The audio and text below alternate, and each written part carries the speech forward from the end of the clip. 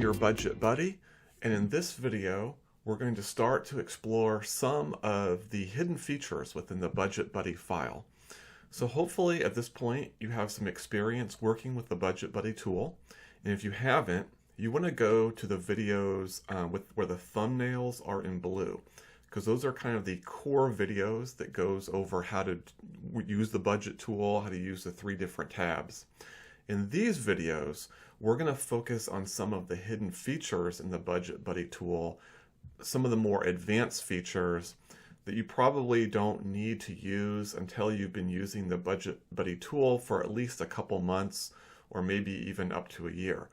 The blue ones, if you're just starting, and if you want to go beyond what the blue ones have to offer, that's where these videos come into play. So what we're going to do in this video is I'm going to show you how you can unearth some of these hidden features in the Budget Buddy tool, and then I'll go over each one and we'll talk about how to engage them, what they're for, and why you might be interested in using them. Sound good? Okay, let's get going. We've gone over the Results tab before, we've walked through it.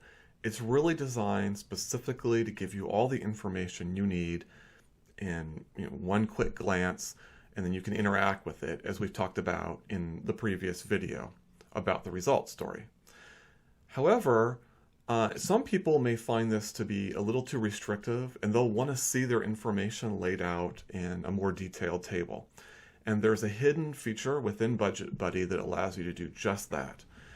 Much like as we talked about in some of the other hidden tools, we're going to go ahead and unhide by right-clicking on any of the tabs, scrolling down to unhide, and then we're going to select this item called Tables.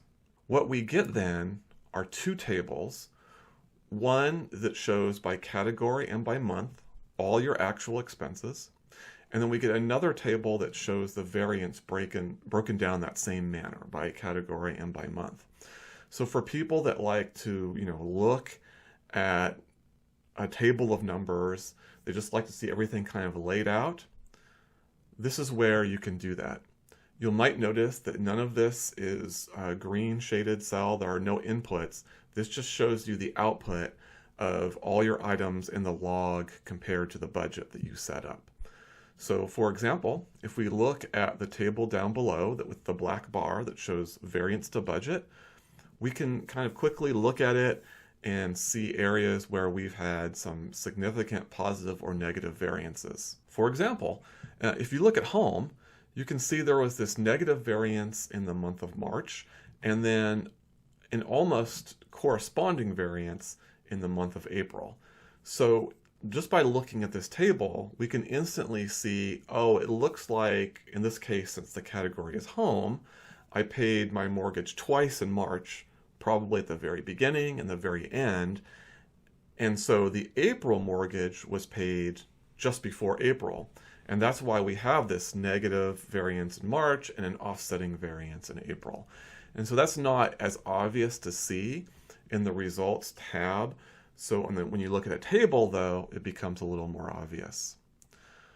Conversely, you can see where there are legitimate variances, and it's a little more obvious when those took place. So, for example, on big one-time things, we look and see that there's about $7,600 for the entire year.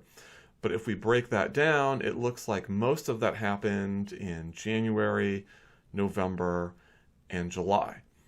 Now, this is somewhat obvious in the Results tab as well, but for some people, it's just easier to see a table of numbers, and it's here for you in case you want it. I hope you enjoyed this video. If you would, please click on subscribe. I'm going to continue to do additional videos that you might find interesting, and by clicking subscribe, you'll be notified of those. And other than that, thank you very much, and I hope you have a great day.